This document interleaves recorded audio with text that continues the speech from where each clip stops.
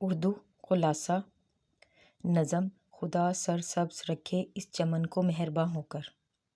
اس نظم کے شاعر اکبر اعلیٰ آبادی ہیں جو اردو زبان کے نامور شاعر ہیں۔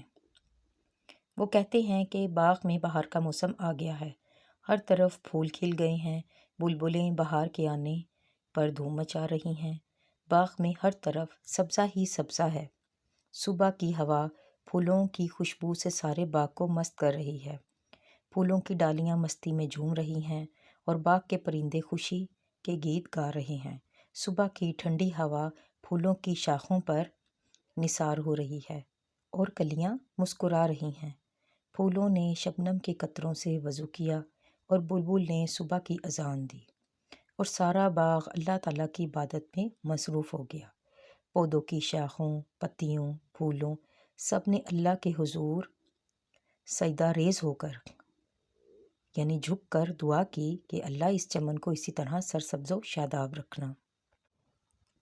نوجوان سے خطاب کی نظم کا خلاصہ۔ اے نوجوان، اگر تیرے اندر آگ کی سی تپش، بجلی کی سی تیزی اور بادلوں کی سی گرج ہوگی تو موت بھی تیرے سے خوف کھائے گی۔ تجھے محنت مشقت سے نہیں گھبرانا چاہیے، کیونکہ محنت ہی سے انسان کے جوہر کھلتے ہیں۔ محنت و مشقت کی وجہ سے ہی جو حاصل ہوتی ہے عظمت، اس کے سامنے ستاروں کی بلندی بھی بہت کم نظر آتی ہے۔ جوانی کا یہ جو دور ہے، اس میں جو صلاحیتیں اور جوش و جذبہ تجھے قدرت کی طرف سے ملا ہے، وہ صرف تیرے ذاتی فائدے کے لیے نہیں ہے بلکہ پوری کائنات کے فائدے کے لیے استعمال ہونا چاہیے۔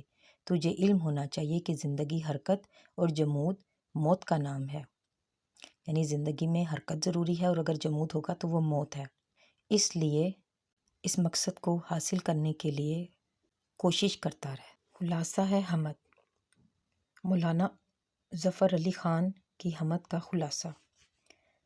جواب: حمد میں مولانا ظفر علی خان نے فرمایا کہ کوئی اللہ تعالیٰ کی اگر محبت کا طالب ہو، یعنی اللہ تعالیٰ کی محبت طلب کرے تو اللہ تعالیٰ اس پر اپنا لطف عنایت کرتا ہے، کبھی اسے لطف ہونے سے محروم نہیں رکھتا۔ وہ واحد اور یکتا ہے۔ اللہ تعالیٰ نے ساری کائنات بنائی ہے اور کائنات کا ذرہ ذرہ اس کے وجود کا پتہ دیتا ہے کہ اس کو بنانے والا کوئی ہے۔ اللہ تعالیٰ کا نظام بہت ہزاروں کروڑوں چیزوں پر محیط ہے۔ میں اسے کعبہ اور بت خانہ میں کیوں تلاش کروں؟ وہ تو میرے ٹوٹے ہوئے دل میں رہتا ہے۔ اگر میں سراپائی گنہگار ہوں تو وہ سراپائی رحمت ہے۔ میں گر رہا تھا، میں نے گرتے گرتے بھی تیرا دامن تھام لیا ہے۔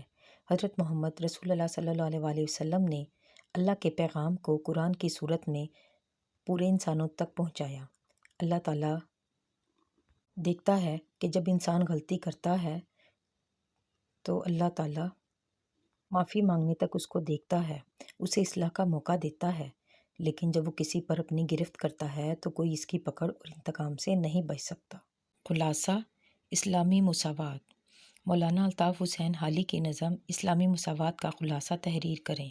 جواب: اسلامی مساوات۔ خلاصہ: جب کسی قوم پر زوال آتا ہے تو اس کے عمرہ اخلاقی ابتری کا شکار ہو جاتے ہیں، وہ انسانی اخلاقی کمالات سے عاری ہوتے ہیں، وہ نہ عقل سے رہنمائی حاصل کرتے ہیں نہ دینی احکامات کی پرواہ کرتے ہیں، یہاں تک کہ آخرت کا تصور بھی ان کے ذہن سے بالکل ہی مٹ چکا ہوتا ہے، وہ نہ مظلوم کی فریاد کو سنتے ہیں نہ مفلس لوگوں پر ان کو ترس آتا ہے، بلکہ دنیاوی جو عیش و عشرت ہے اس میں پڑھ کر آپے سے باہر ہو جاتے ہیں۔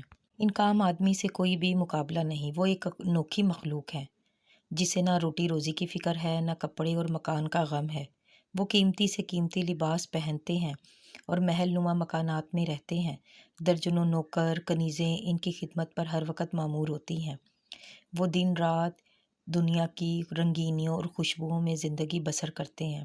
دوسری طرف عام آدمی کا یہ حال ہے کہ انہیں زندگی میں ایک لمحہ بھی چین کا نصیب نہیں ہوتا، وہ روٹی کپڑے اور مکان جیسی بنیادی ضروریات سے بھی محروم ہوتے ہیں، وہ ذاتی سواری کا تو تصور بھی نہیں کر سکتے، معاشرے میں وہ مکمل طور پر بے بس ہیں، حالانکہ اللہ تعالیٰ نے قرآن پاک میں واضح طور پر ارشاد فرمایا ہے کہ تمام مخلوق اللہ تعالیٰ کے کنبے کی حیثیت رکھتی ہیں، وہی شخص اللہ کا دوست ہو سکتا ہے جو اس کی مخلوق سے محبت کرتا ہو۔ نیز سب سے بڑی عبادت یہی ہے کہ انسان حقوق العباد کو نہایت دیانتداری سے پورا کرے۔ خلاصہ: مجید احمد کی نظم ایک کوہستانی سفر کے دوران میں اس کا خلاصہ لکھیں۔ جواب: پہاڑ کی بلندی پر ایک تنگ راستہ بل کھاتا ہوا جا رہا ہے جس کے دونوں طرف گہرے غار ہیں۔ آگے ڈھلوانوں کے پار ایک خطرناک موڑ ہے، لیکن وہاں ایک فرشتہ صرف درخت کی شاخیں اس طرح سے جھکی ہوئی ہیں کہ مسافر انہیں پکڑ کر بڑی آسانی سے اس موڑ کو پار کر لیتے ہیں۔ اس موڑ سے سینکڑوں لوگ گزرتے ہیں اور یہ بوسیدہ اور جھکا ہوا درخت ان لوگوں کو سہارا دے کر حفاظت کے ساتھ وہاں گزرنے میں مدد دیتا ہے۔ یعنی ایک جھکا ہوا درخت جس میں اتنی طاقت بھی نہیں ہے، وہ بھی لوگوں کو سہارا دیتا ہے ان کا سفر آسان کرنے میں۔ لیکن افسوس ان لوگوں پر جو دنیا میں رہ کر اپنے غرور کی وجہ سے لوگوں کے کسی کام نہیں آتے، جو ایک جھکی ہوئی ٹہنی کے منصب کے برابر بھی نہیں ہے۔ خلاصہ: آدمی۔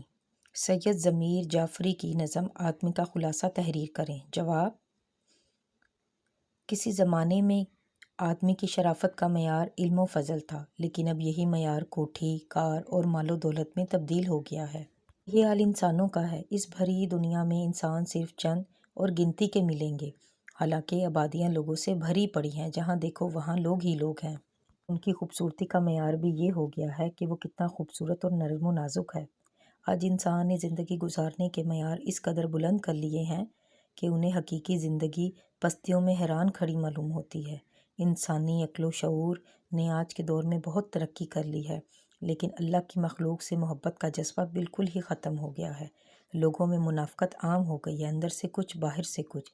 لوگوں کے ظاہر اور باطن میں تضاد پایا جاتا ہے۔